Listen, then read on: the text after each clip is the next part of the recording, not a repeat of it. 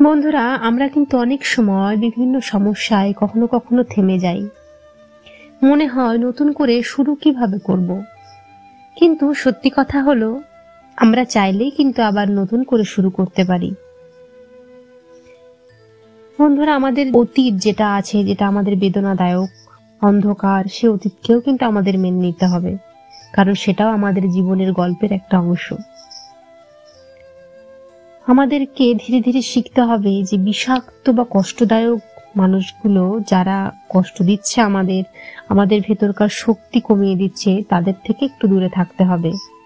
আসলে যে গুণগুলোর মাধ্যমে আমরা ভালো থাকি, অর্থাৎ কিসের মধ্যে আমরা নিজেকে খুঁজে পাই, কোনটা আমাদের খুশি করে, সেটাকে কিন্তু খুঁজে বার করতে হবে আমাদেরই।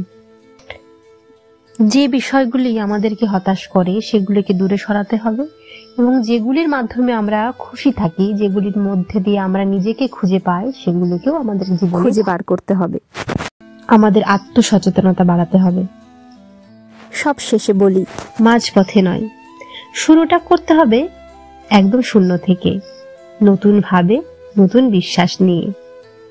কারণ নতুন শুরু মানেই নতুন আলো, আর এই আলো খুঁজে পাওয়া আমাদেরই হাতে।